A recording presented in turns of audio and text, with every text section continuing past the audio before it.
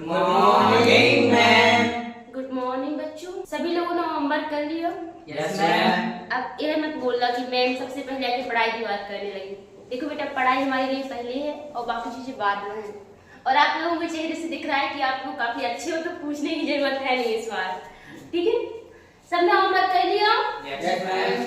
ठीक है, चलिए हम जीव जगत पढ़ रहे थे, जिसमें हमने क्लासिफिकेशन और वर्ग के पदानुक्रम के सारे स्तर हमने समझ लिए थे और पढ़ लिए थे। आज से हमारा 11th बायोलॉजी का सेकंड चैप्टर स्टार्ट हो रहा है, जिसका नाम है जीव जगत का वर्गीकरण। सब लोग हेडिंग डाल लो, जीव जगत का वर्गीकरण।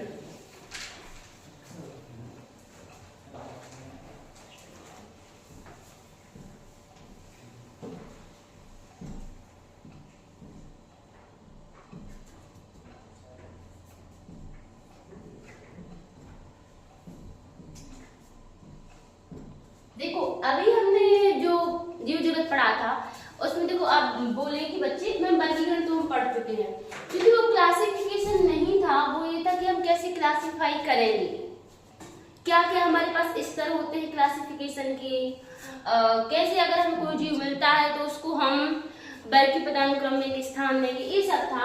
अब हम ये देखें कि हमारे पास जो इतने वैरायटी ऑफ एनिमल्स है या प्लांट्स है, बहुत सारे जीव जंतु हैं, तो उनको हमें कैसे अलग अलग रखना है, एक दूसरे से कौन कौन से उनकी लक्षण डिफरेंट है, उन डिफरेंट लक्षणों के आधार पर उनको अलग अलग समूह में रखना है, अलग अलग ग्रुप्स में रखना है।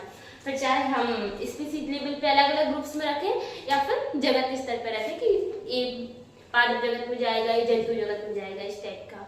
तो कोई भी चीज जब स्टार्ट होती है तो सबसे पहले ऐसा तो नहीं कि परफेक्शन तुरंत आ जाता है कि चलो ये चीज परफेक्ट है। और स्पेशली हमारी बायो में है, जिसको हम बोलते हैं कि यह जीव विज्ञान अपवादों का विज्ञान है।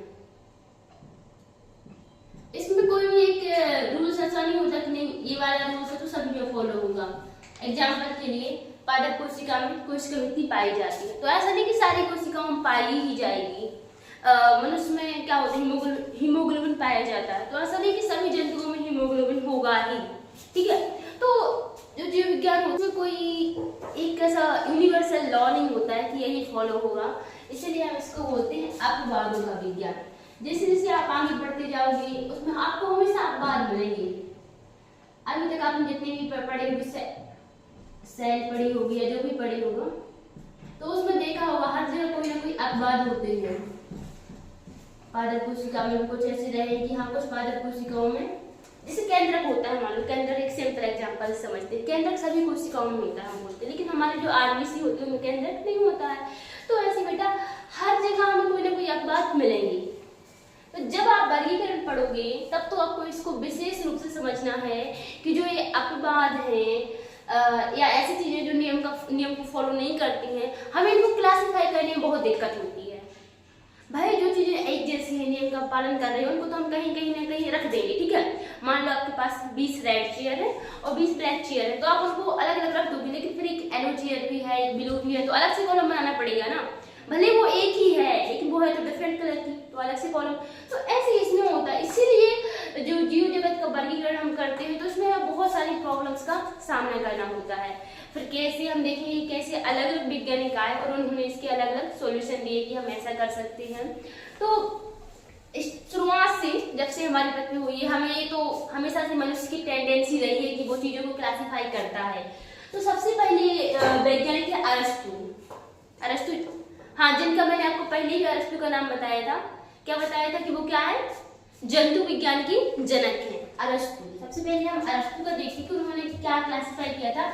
क्योंकि हमारे एनसीईआरटी में इतना डीप नहीं दिया हुआ, इसलिए हम एक ओवरव्यू भी लेंगे कि पहले कौन कौन से क्लासिफिकेशन आए, और हम विस्तार से अगर कोई क्लासिफिकेशन पढ़ेंगे तो वो है आर.एच. विटकर का 5 जगत वर्गीकरण। ठीक है, हमें उसे ही फॉलो करना है और उसके आधार पर हम हर एक जगत को, मोनिरा, प्रोटिस्टा, फंजाई और प्लांटी, एनिमल, सभी जगत को बहुत अच्छे से पढ़ेंगे, सबके लक्षण पढ़ेंगे, एग्जाम्पल्स पढ़ेंगे। लेकिन क्योंकि हमारी आज पहली क्लास है, इसमें हम इस चैप्टर का इंट्रोडक्शन दे रहे हैं, तो आज हम विशेष रूप से ये जानेंगे कौन कौन से वर्गीकरण आए हैं, क्या उनमें प्रॉब्लम थी, तो फिर न्यू वर्गीकरण आए। ठीक है, तो सबसे पहले देखेंगे अरस्तु का। ये बहुत मतलब वर्गीकरण अरस्तु अगर आप देखोगे तो बहुत पहले थे, इसलिए अभी जो हमारी आधुनिक वर्ग की है, जो अभी के क्लासिफिकेशन हम पढ़ते हैं उसमें इसका नाम नहीं आता है, लेकिन चूंकि इन्होंने बहुत पहले दिया था तो हम थोड़ा सा जानते हैं कि हाँ इन्होंने क्या बोला था।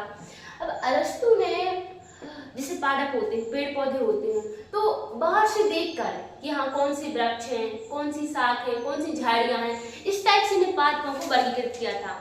इसमें कोई विशेष लॉजिक तो लग नहीं रहा है, आप खुद ही देख लोगे, आप खुद ही बता दोगे, ठीक है, कि ये जो ऊंचे हैं ये वृक्ष हैं, फिर झाड़ियां हैं जो ऐसे झाड़ ऐसी फैली हुई होती हैं, ठीक है, तो आप खुद ही बता दो, शाख है जो छोटे छोटे पौधे होते हैं। तो इस टाइप का इन्होंने पौधे के बारे में दिया था। और जंतुओं के बारे में इन्होंने कहा था कि जिन जंतुओं में खून होता है, रक्त होता है, उनको अलग क्लासीफाई किया था, और जिनमें रक्त नहीं होता है उनको अलग क्लासीफाई किया था। तो बेसिकली इन्होंने दो ही जगत बताई थी, जंतु जगत और पादप जगत। उस टाइम पे इतनी टेक्नोलॉजी नहीं थी कि हमें सूक्ष्म जीवों के बारे में कुछ पता चले, इसलिए इन्होंने उनको वर्गीकरण में कहीं भी नहीं रखा। लेकिन आज तो हम हजारों लाखों सूक्ष्म जीवों के बारे में जानते हैं, तो इसलिए अरस्तु का वर्गीकरण हमारे लिए इम्पोर्टेंट नहीं है, ठीक है। और इनकी पुस्तक है हिस्टोरिया, ये पुस्तक इनकी इम्पोर्टेंट है, हो सकता है आपको कभी भी आ सकती है। एनिमिलियम, ये लिख लीजिएगा, हिस्टोरिया एनिमिलियम बुक, ठीक है। तो ये अरस्तु के बारे में हो गया ब्रीफ, इतना ही जानना आपको जरूरी है अभी के हिसाब से। फिर दूसरा, अगर हम देखें जो हमारी पादप विज्ञान है या वनस्पति विज्ञान जैसे हम बोलते हैं, बॉटनी, तो बॉटनी के जो जनक थे थियोफ्रेस्टस, कौन थे? हाँ, थियोफ्रेस्टस। तो इनकी भी एक पुस्तक है जिसमें इन्होंने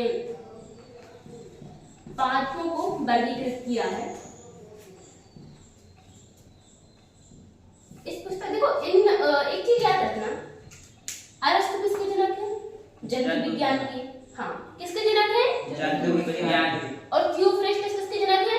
पादप विज्ञान। हाँ, वनस्पति विज्ञान के, ठीक है। तो एक चीज याद रखें, जब ये जनक है तो ये कब हुए होंगे? बहुत पुरानी, यानी कि हिस्ट्री में, बहुत इतिहास में रहे होंगे, बहुत पहले रहे होंगे। तो इनकी जो पुस्तक है उन दोनों के नाम, इसका हिस्टोरिया एनिमिलियम, क्योंकि ये किससे? जंतु विज्ञान से, एनिमल से रिलेटेड है तो एनिमिलियम। और जो थियोफ्रेस्टस है वो पादप से रिलेटेड है, तो इसलिए इनकी पुस्तक का नाम है हिस्टोरिया प्लांटिनम। तो इनमें तो डाउट और कंफ्यूजन होना नहीं चाहिए, ये ऐसे ही सिंपली आपको याद हो जाएंगे, ठीक है।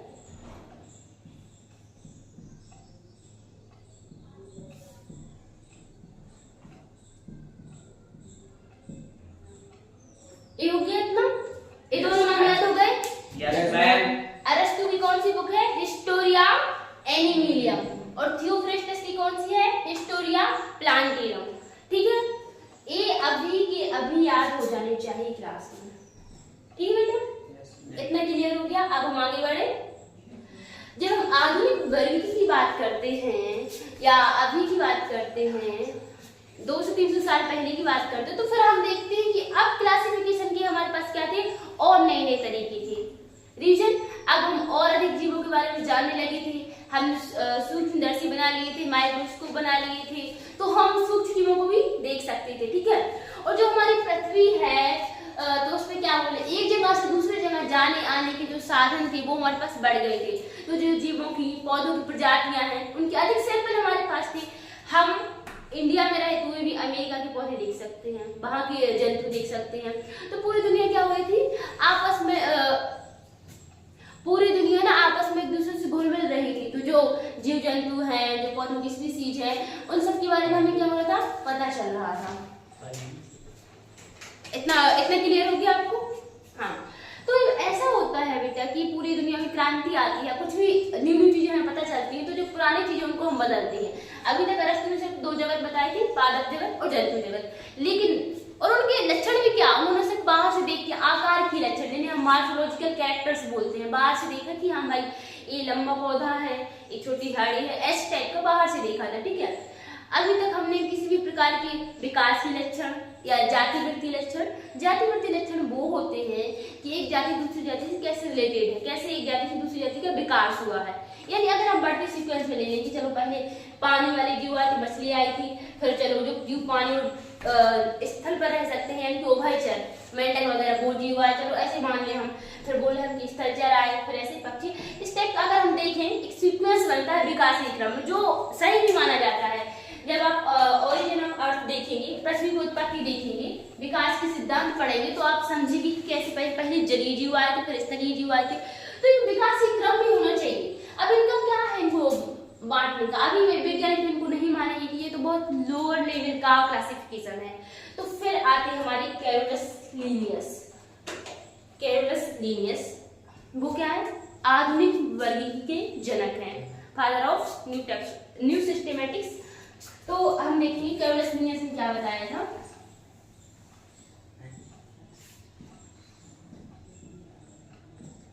कैरोलस लीनियस ने भी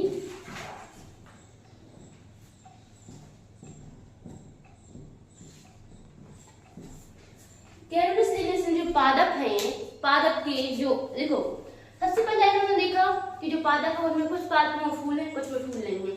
तो इन्होंने उसके आधार पर पादपों को 24 वर्गों में बांटा था। और हाँ, पौधों को, पेड़ पौधों को 24 वर्गों में बांटा था।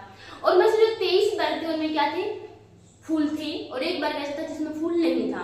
अब 23 वर्ग क्यों, फूल थे समझो, 23 वर्गों में क्यों बांटा, क्योंकि जो पुंकेसर होते हैं, आपने 10th में फूल की पुष्प की संरचना पढ़ी होगी, जिसमें आपने पुष्प का जो नर जनन अंग है वो पढ़ा होगा, पुंकेसर। जो पुंकेसर होता है उसकी संख्या के आधार पर इन्होंने जैसे एक, जिसमें एक पुंकेसर है, फिर 2 पुंकेसर है, ऐसे करके इन्होंने 23 ग्रुप में बांटा था। और एक ऐसा ग्रुप लिया जिसमें पुष्प नहीं होते, पुष्प नहीं होंगे तो पुंकेसर ही नहीं होंगे, कॉमन सी बात है। जो कैरोलस लीनियस का था, इन्होंने भी 2 ही जगत, सबसे पहले इन्होंने भी 2 जगत वाला रखा था। जैसा कि हम 5 जगत को मान है, लेकिन सबसे पहले 2 जगत आया, फिर 3 जगत आया, फिर 4 जगत आया, फिर कहीं जाके 5 जगत आया था। ठीक है, तो कैरोलस लीनियस ने कौन सा वर्गीकरण किया था, द्विजगत वर्गीकरण। इसमें इन्होंने द्विजगत वर्गीकरण में जंतु जगत और पादप जगत को ही लिया था बस। मतलब इनके क्लासिफिकेशन में भी क्या नहीं था, सूक्ष्म जीवों के लिए कोई विशेष स्थान नहीं था। द्विजगत वर्गीकरण, 2 जगत कौन कौन से थे, जंतु जगत, हाँ वेरी गुड, जंतु जगत और पादप जगत।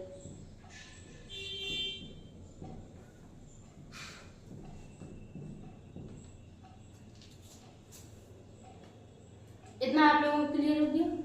अब इनकी पुस्तक का जो नाम है, एक पुस्तक तो मैं इनकी आप लोगों को बता चुकी हूँ जब हम पहले जीव जगत वाला चैप्टर पढ़ रहे थे। क्या बताया था, सिस्टीमा नेचुरी। ठीक है, तो इनकी 2 पुस्तक है, वो अभी भी लिख लो आप, फिर से रिवाइज हो जाएगा, क्योंकि इनकी पुस्तक भी बहुत इंपॉर्टेंट है बेटा। सिस्टीमा नेचुरी में ही इन्होंने पादप की बहुत सारी प्रजातियों का क्या किया है, वर्णन किया हुआ है। और दूसरी इनकी जो पुस्तक है वो स्पीसीज प्लांटेरम।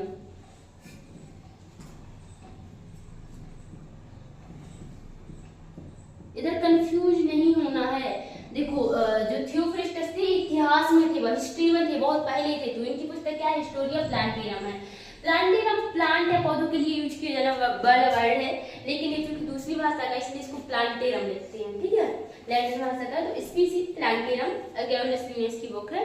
स्पीसीज प्लांटेरम में पौधों की बहुत सारी प्रजातियों का वर्णन किया गया है, और सिस्टीमा नेचुरी में भी पौधों और जंतुओं की प्रजातियों का वर्णन किया गया है। ठीक है, इतना क्लियर हो गया सबको? yes, अब हम आगे बढ़े। रफ कर दो, सबका लिख दिया? yes, ma'am. हाँ लिख लीजिए आप।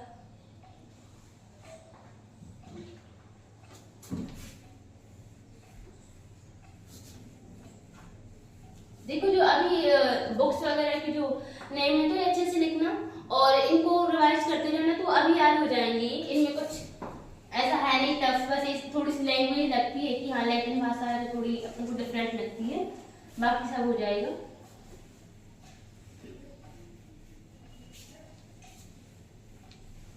अभी हमने देखा था 2 जगत वर्गीकरण। अब उसमें प्रॉब्लम क्या थी?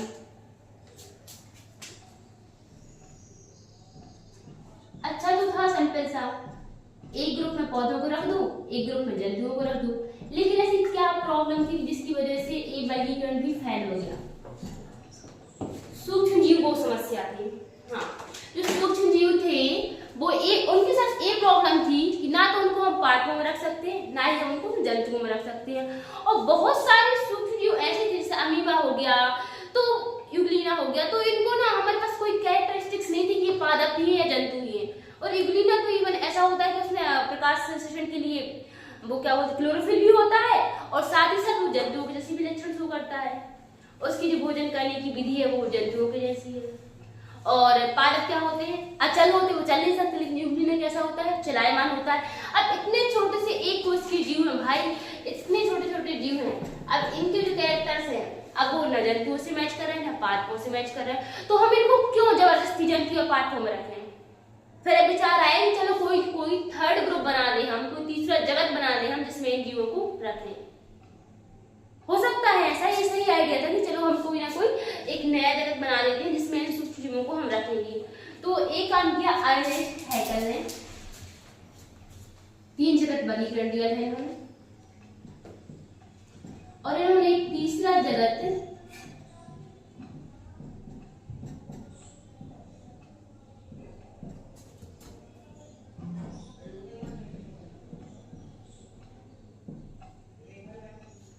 अर्नेस्ट हैकेल ने क्या किया था, एक तीसरा जगत जिसका नाम प्रोटिस्टा, यानी कि इसमें केवल क्या आते हैं, सूक्ष्म जीव आते हैं।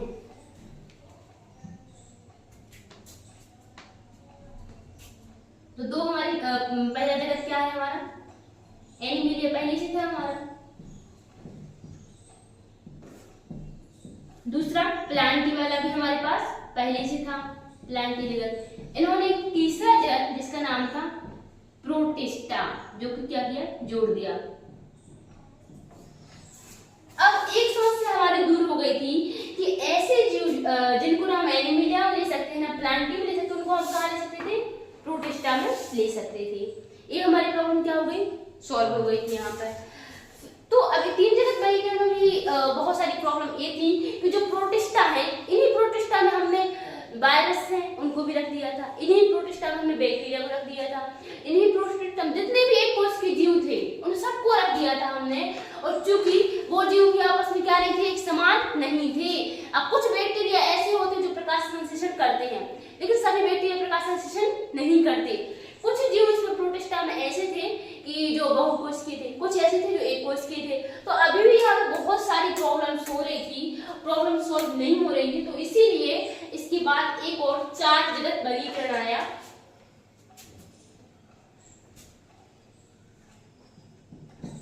इसके बाद आया एक 4 जगत वर्गीकरण।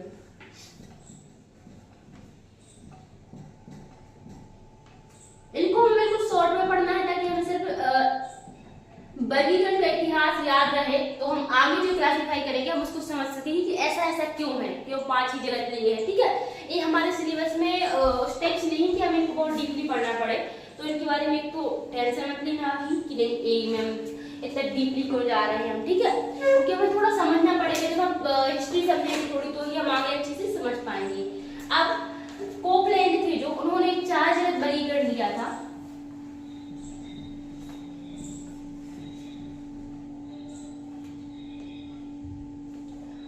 उस 4 जगत वर्गीकरण में उन्होंने एक और जगत जो था मोनेरा, उसको ऐड कर दिया था।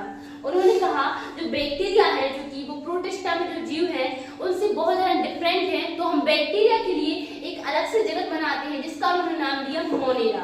तो यहाँ 4 जगत वर्गीकरण में एक और जगत ऐड हो जाता है, मोनेरा।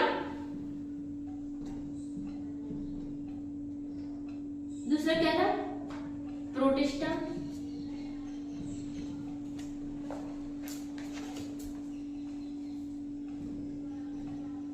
तीसरा क्या था, मेटाजोआ, और चौथा था मेटाफाइटा।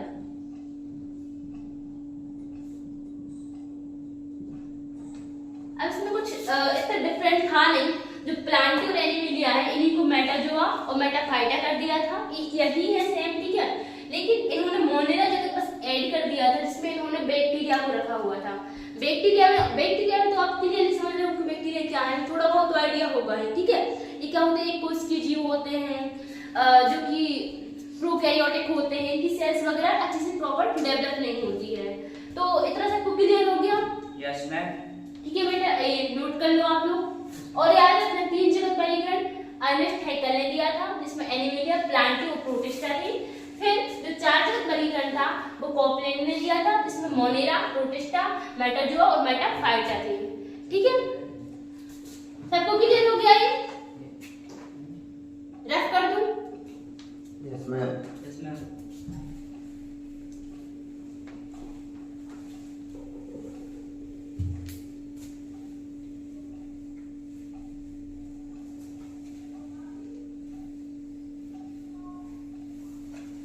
चलिए अब हम देखेंगे 5 जगत वर्गीकरण, जो कि हमारे लिए सबसे ज्यादा इम्पोर्टेंट है।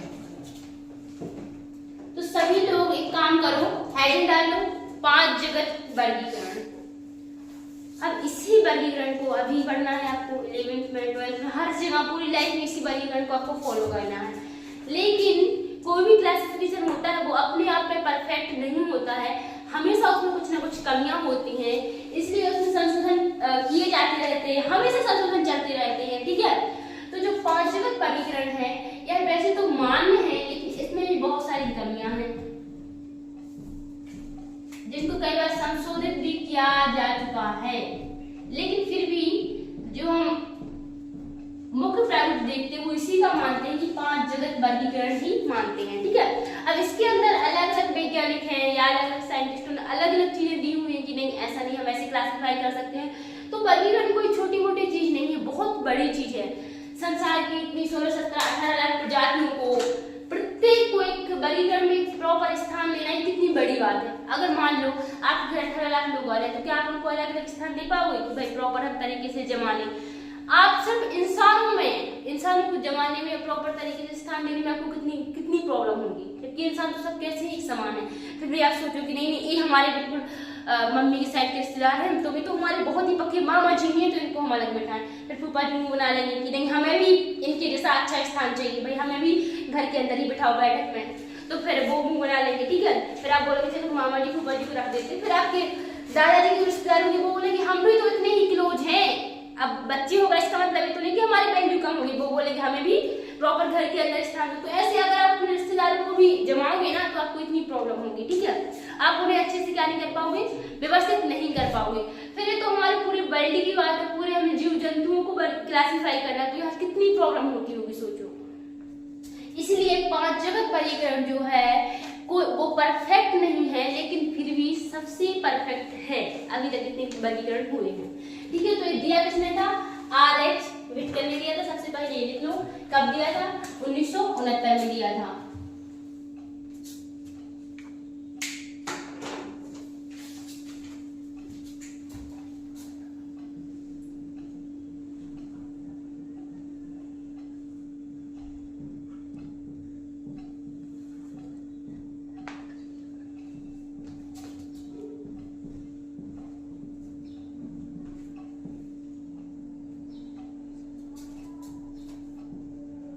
R.H. विटकर ने 1969 में 5 जगत वर्गीकरण दिया था।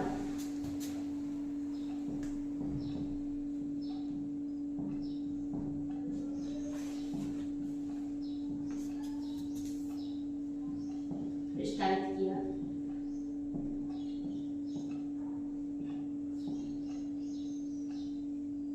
इस वर्गीकरण में एक और अच्छी बात ये हो गई थी कि देखो जो 4 जगत वर्गीकरण में जो समस्याएं थी उनको इसमें दूर किया गया था। अब 4 जगत वर्गीकरण में क्या समस्याएं थी? हमने 4 जगत तो ले लिए थे, मोनेरा, प्रोटिस्टा, मेटाफाइटा और मेटाजोआ। तो एनिमल प्लांट तो अपनी जगह सही थे, ठीक है, और बैक्टीरिया को भी हमने मोनेरा में रख लिया था। तो प्रोटिस्टा में कुछ ऐसे जीव थे जो क्या थे, स्वपोषी थी, वो अपना भोजन खुद बना लेती थी। पर साथ ही साथ ऐसे बहुत सारे जीव थे जो अपना भोजन खुद नहीं बना पा रहे थे। तो अभी बहुत बड़ी प्रॉब्लम थी कि भाई कुछ में क्लोरोप्लास्ट है और कुछ में क्लोरोप्लास्ट नहीं है। तो बहुत इस समस्या को दूर करने के लिए फिर R.H. विटकर ने 5 जगत वर्गीकरण दिया, जिसमें हम 5 जगत के सबसे पहले नाम लिखेंगे और इनमें डिफरेंस भी देखेंगे। ठीक है, पहला जो जगत है वो है मोनेरा, दूसरा जो जगत है वो है प्रोटिस्टा,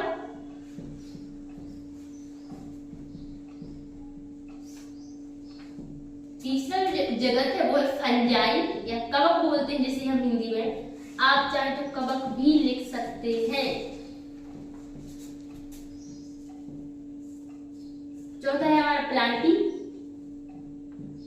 जिसे हम पादप जगत बोलते हैं। और पांचवा है हमारा एनिमेलिया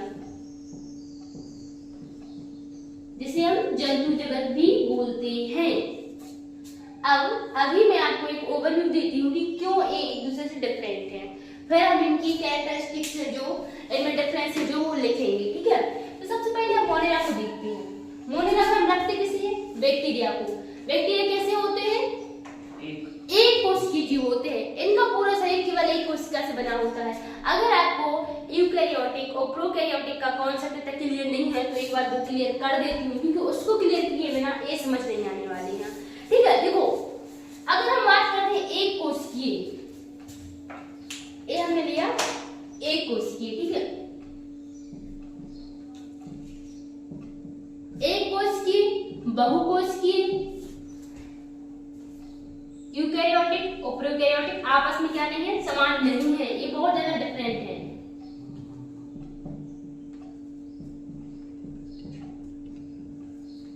एक कोशिका का मतलब है एक कोशिका।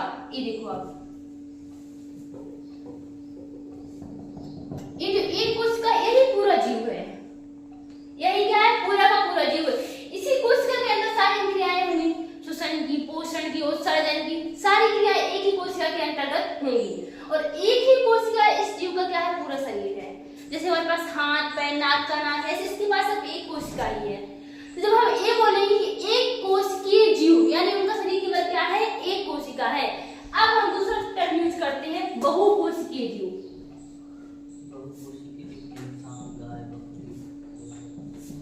दिखाई दे रहा है इधर या ऊपर लिखूं? Yes ma'am.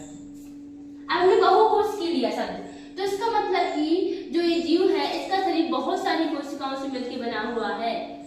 और इसका अर्थ केवल ये नहीं कि ऐसी कोशिकाएं जुड़कर बनाई हुई है शरीर, इसका जीव का शरीर बनाए हुए, नहीं, ऐसा नहीं है। जो कोशिकाएं हैं ये मिलकर क्या बनाएंगे? ऊतक बनाएंगे, ऊतक मिलकर अंग बनाएंगे और अंग मिलकर अंग तंत्र बनाएंगे। तो जब हम बहुकोशिकीय जीवों की बात करते हैं तो ये ऊतक भी हो सकते हैं, ऊतक स्तर की भी हो सकते हैं, अंग स्तर की भी हो सकते हैं और अंग तंत्र स्तर की भी हो सकते हैं, जिससे हमारे से विकसित जीव भी हो सकते हैं। और स्पंज जैसे इतने छोटे जीव हो सकते हैं जिनका शरीर केवल कुछ कोशिकाओं से मिलकर बना होता है। उनके पास एक प्रॉपर अंग नहीं होते हैं कि हाथ या पैर, जैसे स्पंज होते हैं, ठीक है। अपने अंदर पाया जाता है। नहीं, स्पंज भी अपने अंदर नहीं होते, समुद्र वगैरह में होते हैं। और इनको हम मानते क्या? जंतु मानते हैं, पादप नहीं मानते हैं। पर इनके कुछ लक्षण क्या है? पादपों के जैसे, और कुछ लक्षण जैसे लक्षण तो पादपों से नहीं मिलते, लेकिन ये होता है, देखो, स्पंज गति नहीं करते हैं। नहीं, जेलीफिश स्पंज नहीं होते, जेलीफिश बिल्कुल डिफरेंट होता है बेटा। अभी आप क्लास जंतु जब अच्छे से पढ़ोगे तो जेलीफिश स्पंज सब में डिफरेंस समझ आ जाएगा, ठीक है। स्पंज ऐसे जीव होते हैं वो एक ही जगह पे लगे होते हैं पादप के जैसे। तो ये लक्षण, हाँ, तो अभी लक्षण क्या हो गया?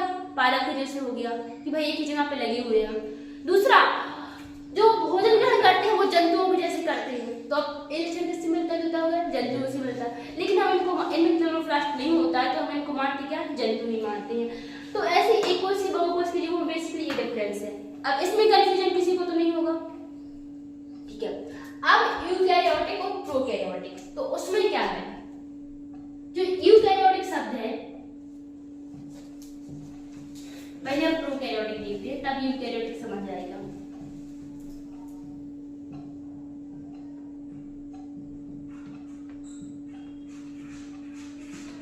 प्रो यानी होता है पुराना, कैरियोटिक यानी इसका केंद्रक। तो इसका जो केंद्रक होता है, एक कोशिका है, इसका जो केंद्रक होता है वो प्रॉपर तरीके से विकसित नहीं होता है। इसके केंद्रक में केंद्रक झिल्ली नहीं होती है, और इसके अंदर जितने भी झिल्ली वाले और भी बहुत सारे झिल्ली वाले आकर पाए जाते हैं जो इस झिल्ली से कवर होते हैं, वो भी इसमें क्या है? नहीं होते हैं। अब इसमें चूंकि इसके केंद्रक में झिल्ली नहीं होती है, तो इसका केंद्रक एक प्रॉपर संरचना नहीं होता है, इसीलिए इसके केंद्रक का जो भी केंद्रक द्रव्य होता है या गुणसूत्र होते हैं वो ऐसी कुछ कम बिखरी पड़ी होती है। जैसे कितने जीव हैं, कौन-कौन जीव पाए जाते हैं? इसमें से ये बैक्टीरिया है हमारी, वही तो इसके अंदर आते हैं। आर्की बैक्टीरिया है वो आते हैं इसके अंदर, और साइकोबैक्टीरिया है वो इसके अंदर आते हैं। तो इस अगर हम एक ओवरव्यू में देखें, अभी प्रॉपर जीवों पर ना जाए, तो जो बैक्टीरिया है वही क्या होते हैं, प्रोकैरियोटिक जीव होते हैं। इतना क्लियर हो गया? Yes ma'am. अब देखो प्रोकैरियोटिक यूकैरियोटिक, अभी एक टर्म को अच्छे से समझ लो। अगर बाद में कंफ्यूजन हुआ और ये बोला कि मैम एक कोष के जीव प्रोकैरियोटिक भी हो सकता है और बहुकोष के जीव भी क्या प्रोकैरियोटिक हो सकता है, फिर बाद में अगर कंफ्यूजन हुआ तो फिर मैं जिम्मेदार नहीं होंगी, आप लोग जिम्मेदार होंगे। इसलिए अच्छे से समझो। अभी फिर हम देखेंगे यूकैरियोटिक जीव।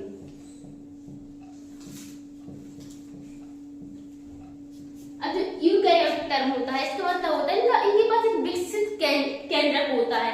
ऐसा केंद्रक जिसमें के अंदर झिल्ली होती है प्रॉपर। एक के अंदर झिल्ली के अंदर में गुणसूत्र होते हैं, डीएनए इसके अंदर होता है। बहुत सारे झिल्ली युक्त इनमें ऑर्गेनेल्स होते हैं, जैसे हमारा माइटोकॉन्ड्रिया हो गया वगैरह। ठीक है, तो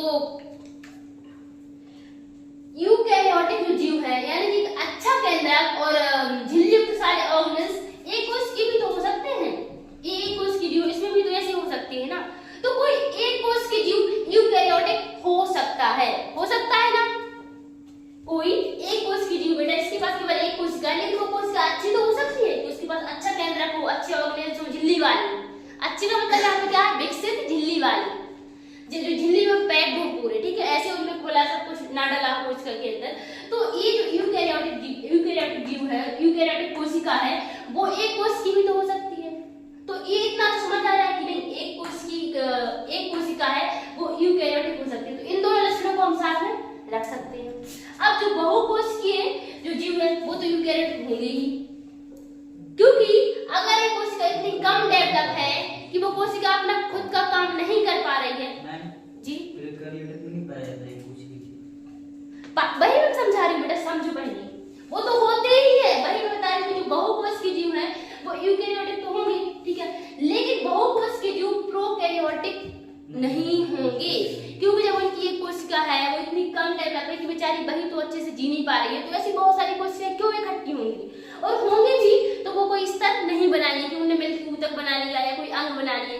हो सकता है 2-4 कोशिका प्रोकैरियोटिक कोशिका इकट्ठी हो जाए और कुछ फॉर्म कर ले, लेकिन वो एक प्रॉपर जीव या प्रॉपर ऊतक स्तर का या अंग स्तर का कोई जीव नहीं बना पाएंगे। तो यही समझना था यहाँ पे कि बहुकोश के जीव यूकैरियोटिक भी हो सकते हैं, एक कोश के जीव यूकैरियोटिक हो सकते हैं, लेकिन जो बहुकोश के जीव वो प्रोकैरियोटिक बहुत ही कम होंगे।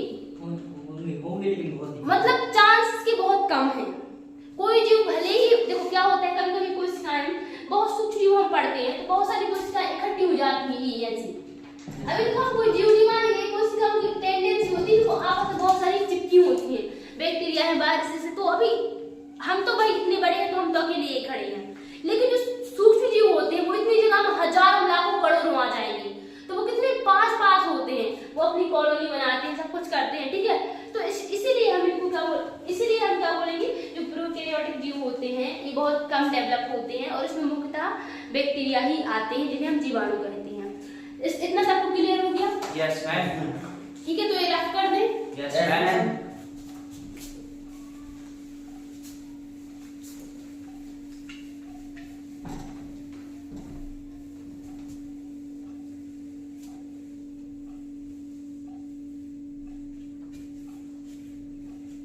कंटिन्यू करें?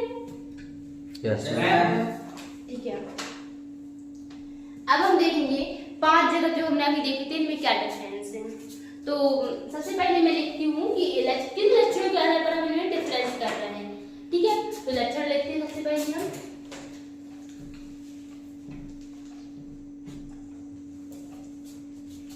फिर हमारा जो पहला जगत है वो लिखते हैं हम, क्या था, मोनीरा। क्या था, मोनीरा। ये हमारा पहला जगत था। दूसरा क्या है, प्रोटिस्टा। Yes ma'am. बोलो मेरे साथ, प्रोटिस्टा। प्रोटिस्टा। Very good. तीसरा क्या था, प्लांट था कि फंजाई था? फंजाई था।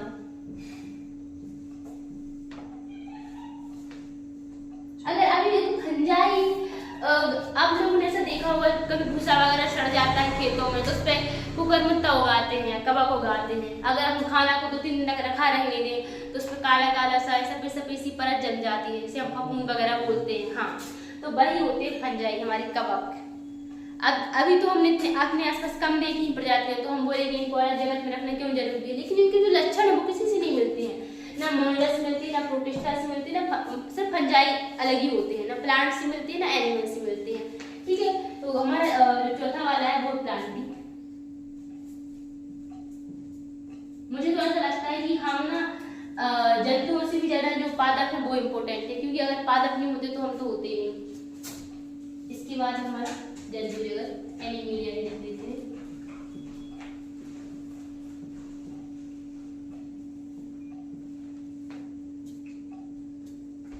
अब हमें ये देखना है कि इनका पहला कौन सा लक्षण है जिसके आधार पर हम इनमें बेसिक डिफरेंस करते हैं। तो पहला जो लक्षण होता है वो होता है कोशिका का प्रकार, कि किस प्रकार की कोशिकाओं से मिलकर बना हुआ है, यूकैरियोटिक है या प्रोकैरियोटिक है। हाँ, तो वो हो जाएगी कोशिका स्तर की, कोशिका की संरचना क्या होती है। ठीक है,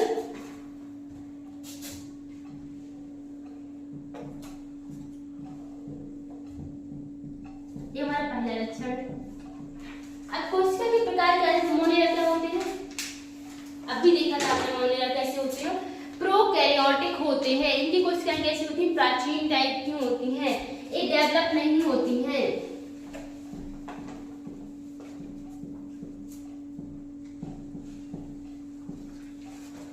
लेकिन हमारे जो प्रोटिस्टा होते हैं उनकी जो कोशिका होती है इसमें प्रॉपर केंद्रक होता है, केंद्रक झिल्ली होती है और बाकी की सारे झिल्ली युक्त ऑर्गेनेल्स होते हैं। इसलिए प्रोटिस्टा की जो कोशिका होती है वो यूकैरियोटिक होती है। आपको सिर्फ इसी जगह पे बस मोनेरा में बस प्रोकैरियोटिक कोशिका मिलेगी, बाकी सब में क्या होती है, यूकैरियोटिक ही होती है। ठीक है, क्योंकि सब इधर से हम क्या कर विकास का चरण आगे को बढ़ रहा है, इधर हमें जो जीव मिलेगी वो सबसे कम विकसित रहेंगे और उसमें सबसे कम जैविक क्रियाएं पाई जाएंगी। बोले कॉम्प्लेक्स होते हैं, ऐसा नहीं छोटे होते हैं तो अध्ययन करने में प्रॉब्लम होती है। जिससे सबसे जटिल तो मनुष्य है, लेकिन मनुष्य के बारे में हमें अधिकांश चीजें पता है। रीजन कि हमारे पास इतना बड़ा मनुष्य खड़ा है ना, कर लो अध्ययन। लेकिन जो बैक्टीरिया वायरस वो इतने छोटे छोटे होते हैं कि उनको मैनेज करना, उनका अध्ययन करना बहुत ज्यादा मुश्किल होता है। ठीक है, क्योंकि वो प्रोकैरियोटिक भी होते हैं तो उनकी कोशिका में संरचना है वो इतनी स्पष्ट नहीं होती है कि हम अच्छे से अध्ययन कर पाए। तो मोनेरा क्या होते हैं, प्रोकैरियोटिक। फिर प्रोटिस्टा कैसे होते हैं, यूकैरियोटिक होते हैं। तो सभी लोग नोट कर लेना।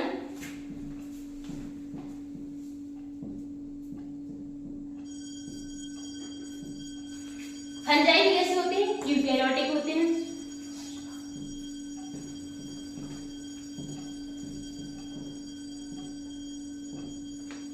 प्लांटी तो ऑफ कोर्स यूकैरियोटिक होते हैं और एनिमल्स तो होते हैं, तो ये तो लिखवाने की आवश्यकता है नहीं, आप लोग लिख सकते हो।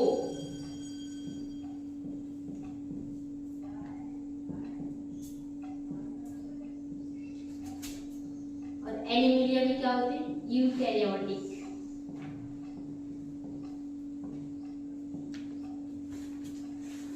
हो गया, ये सब कुछ समझ आ गया? इसमें किसी को अभी कोई डाउट? कोई डाउट? No ma'am. ठीक है, चलो आगे बढ़ते हैं।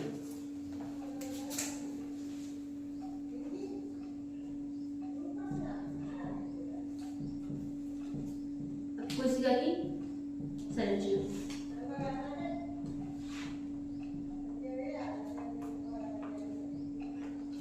मोनेरा जो होता है, मोनेरा में जो कोशिकाएं होती हैं वो कैसी होती हैं, एक कोशिकीय जीव रखे जाते हैं। देखो मोनेरा प्रोटिस्टा में भी एक कोशिकीय जीव रखे जाते हैं, लेकिन वो होते हैं यूकैरियोटिक। और जो मोनेरा में एक कोशिकीय जीव रखे जाते हैं वो कैसे होती है, प्रोकैरियोटिक। और इसमें फंजाई में एक कोशिकीय बहुकोशिकीय सभी प्रकार के जीव हो सकते हैं। तो पहले लिख लेते हैं फिर समझते हैं। इसमें तो 100% क्या है, एक कोशिकीय है। अब ऐसा नहीं कि बहुत सारे बैक्टीरिया आके आपस में मिलके एक बहुत बड़ी कॉलोनी बना ली तो हम बोलेंगे अभी बहुकोशिकीय हो गए, नहीं। उनमें हर एक जीव का जो अस्तित्व है वो तो अलग ही है ना, है तो वो एक कोशिका ही। तो हाँ, इसलिए हम क्या बोलेंगे, एक कोशिकीय ही बोलेंगे। फिर इसके बाद जो प्रोटिस्टा है तो वो कैसे होते हैं, वो भी एक कोशिकीय होते हैं।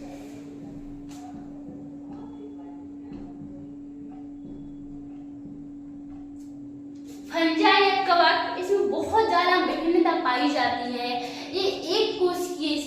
जैसे म्यूकर वगैरह होते हैं, एक कोशिका से लेके बहुत बड़े, अब इसको कर्म तही देखा वो कितने सारे कोशिकाओं से कितना बड़ा होता है, तो कई कोशिकाओं से मिलकर बना होता है ना, तो बहुकोश के स्तर तक पाई जाती है। ठीक है, अब इधर हम जैसे बहुकोश की नॉर्मल लिख सकते हैं, बहुकोश की बस, या फिर हम ऐसा भी लिख सकते हैं कि ऊतक स्तर पर या अंग स्तर पर, तो आप अपनी सुविधा अनुसार लिख सकते हो। इसलिए फिर क्या लिखेंगे हम, एक कोश के अथवा बहुकोश के, दोनों टाइप के हो सकते हैं इसमें।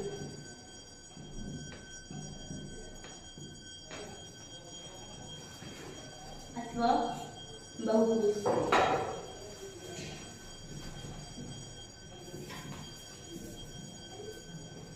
हमारा कोई भी प्लांट एक कोश की नहीं होता है और कोई भी एनिमल भी ऐसा एक कोश की नहीं होता है। जो एनिमल एक कोश की होते हैं वो हमारे सारे इधर चले जाते हैं, मोनेरा में या प्रोटिस्टा में। ठीक है, बाकी इधर जितने भी हैं वो हम ऊतक स्तर से या अंग स्तर से ही मानते हैं इनको, तो हम बहुकोश की ही लिख सकते हैं। जैसे मैंने अभी स्पंज का एग्जाम्पल दिया था, उसमें प्रॉपर अंग वगैरह नहीं होते हैं, लेकिन उनकी कोशिकाएं एक से ज्यादा होती है, एक से ज्यादा कोशिकाओं से मिलकर उसकी बॉडी बनी होती है, तो हम उसे बहुकोश की ही मानते हैं। प्लांट में भी आप लिख लेंगे बहुकोश की,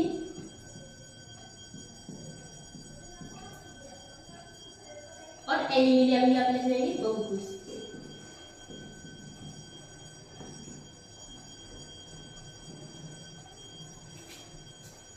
ठीक है, इतना क्लियर हो गया? आगे बढ़े। ओके, आगे बढ़े से पहले हम ये समझ लें कि अगर हमें डिफरेंस लिखने को आता है, तो अगर आपसे मान लो उसने पूछा कि पांचों जगत में, पहली बात को पांचों जगत में कभी डिफरेंस बहुत रेयर है, कभी पूछता नहीं। ठीक है, किसी एक स्तर पे पूछ सकते, जैसे बोल देगा कि कोशिका के प्रकार के आधार पर पांचों जगत में डिफरेंस करो, कोई एक लेक्चर लेके पूछ सकता है पोषण के आधार पर पांचों जगत में डिफरेंस करो, या तो ऐसे पूछेगा, या फिर कोई दो जगह दे देगा आपको कि प्लांट और एनिमलिया जगत में, तो हम बचपन से पढ़ते आ रहे हैं, पादप कोशिका, जंतु कोशिका, मेंटल, तो इस टाइप के क्वेश्चन बनते हैं। ठीक है, तो रखना सब में भी याद है, और एक और चीज याद रखना है, कभी भी उल्टा नहीं होगा कि इसमें कोई चीज कम डेवलप है और इसमें ज्यादा डेवलप है, हमेशा क्या होगा, इधर कम डेवलप रहेगी और इधर ज्यादा डेवलप रहेगी, इस टाइप को जाएगा ये। ठीक है, तो एक ये भी अगर आप अपने दिमाग में बना लोगे कि हाँ हमें इस टाइप को विकास करना है, मोनेरा से लेकर एनिमिलिया की तरफ विकास के क्रम में जाना है, तो ये भी आपको आसान रहेगा समझने में। फंजाई में एक कोश के जीव है जो, हाँ,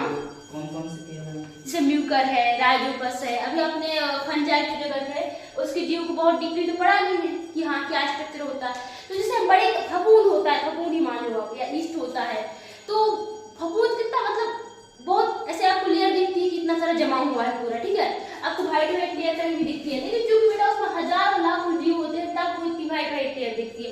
वो एक कोश की जीव होता है बिल्कुल, कि उसमें एक एक कोशिका जोड़ के एक के ऊपर एक डिवाइड करके बहुत सारे बना लेती है।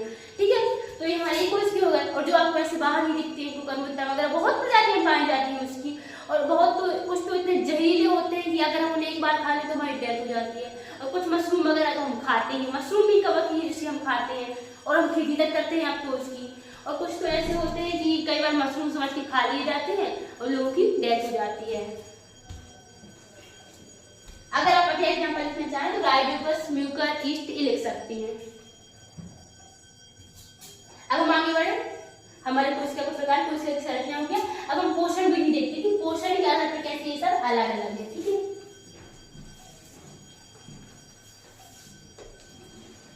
पोषण विधि,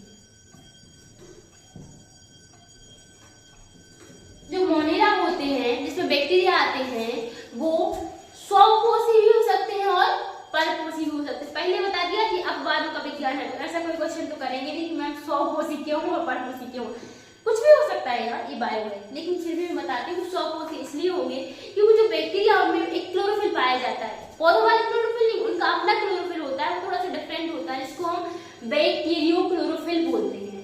तो जो बैक्टीरिया, कुछ बैक्टीरिया में क्लोरोफिल है तो वो क्या करेंगे, अपना भोजन खुद बना लेंगे, तो वो स्वपोषी हो जाएंगे पौधों जैसे। लेकिन कुछ बैक्टीरिया ऐसे भी हैं जिनके पास क्लोरोफिल नहीं है, तो वो क्या करते हैं, सामान्यतः वो बैक्टीरिया जो हमें रोग उत्पन्न करते हैं, किसी दूसरे जीव की बॉडी के ऊपर रहते हैं, वो बैक्टीरिया कैसे होते हैं, परपोषी होते हैं, वो खुद अपना भोजन नहीं बना पाते। अगर वो अपना भोजन खुद बना पाते तो क्यों किसी दूसरे की बॉडी पर रहने को जाते, क्यों किसी को रोग पैदा करते हैं।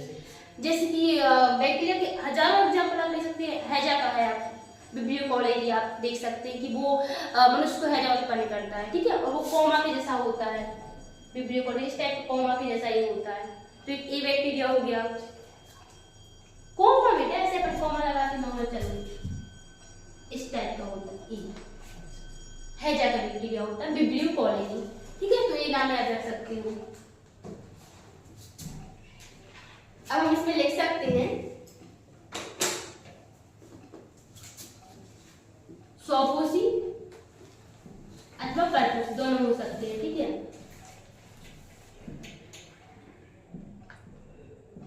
स्वपोषी दो टाइप से हो सकते हैं। पहला कि ये फोटोसिंथेसिस करें, यानी कि प्रकाश संश्लेषण करें, जो सूर्य का प्रकाश है उससे अपना भोजन बनाएं। और परपोषी ऐसे हो सकते हैं कि किसी दूसरे जीव से अपना भोजन प्राप्त करें। और स्वपोषी में एक और होता है कीमोसिंथेसिस, यानी कि ये कैसे केमिकल्स के थ्रू अपना जो भोजन होता है वो सिंथेसाइज करते हैं, बनाते हैं, ठीक है। तो ये लिख लेना आप। तो प्रोटिस्टा होते हैं वो भी स्वपोषी और परपोषी दोनों हो सकते हैं।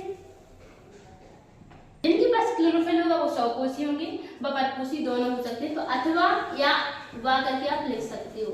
अथवा करके लिखोगे तो ज्यादा अच्छा है कि क्योंकि एक जीव स्वपोषी हो सकता है तो दूसरा परपोषी हो सकता है।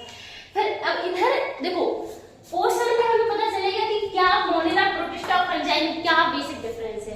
पोषण में हम समझ पाएंगे कि फंजाई अपना भोजन कभी खुद नहीं बना सकते क्योंकि इनके पास क्लोरोफिल होता ही नहीं है, और होता ही नहीं मतलब बिल्कुल भी नहीं होता है। प्रोटिस्टा में चांस ही कुछ के पास हो, मोनेरा में तो होता ही कुछ के पास हो, और जो हमारा प्लांट है इसमें तो सभी के पास क्लोरोफिल होता है, सभी अपना भोजन खुद बनाते हैं पौधे। लेकिन फंजाई जो है यहाँ पर बिल्कुल किसी के पास भी नहीं होता है। और ये ऐसा भी नहीं करते कि किसी दूसरे जीव के ऊपर जाके, इस सड़े गले जो पदार्थ होते हैं उनके ऊपर जाके अपना भोजन प्राप्त करते हैं। इसलिए हम इनको मृतोपजीवी बोलते हैं कि मृत पदार्थों पर अपना जीवन जीने वाले या उनसे अपना भोजन प्राप्त करने वाले। तो फंजाई को हम क्या लिखेंगे? परपोषी लिखेंगे। परपोषी तो है, दूसरों से भोजन प्राप्त कर रहा है, लेकिन किस फॉर्म में कर रहा है? मृत सड़े गले पदार्थों से। तो हम बोलेंगे मृतोपजीवी। फिर हमारे प्लांटी है, तो ये सबसे अच्छी बेस्ट मेरे फेवरेट स्वपोषी होते हैं, खुद पर डिपेंड होते हैं, अपना भोजन खुद बनाते हैं। किस क्रिया के द्वारा? प्रकाश संश्लेषण की क्रिया के द्वारा, ठीक है। फिर एनिमेलिया परपोषी होते हैं। अभी टॉपिक अभी कंप्लीट नहीं हुआ है, लेकिन सर की क्लास का टाइम हो रहा है, इसलिए आज हम इतना ही समझते हैं।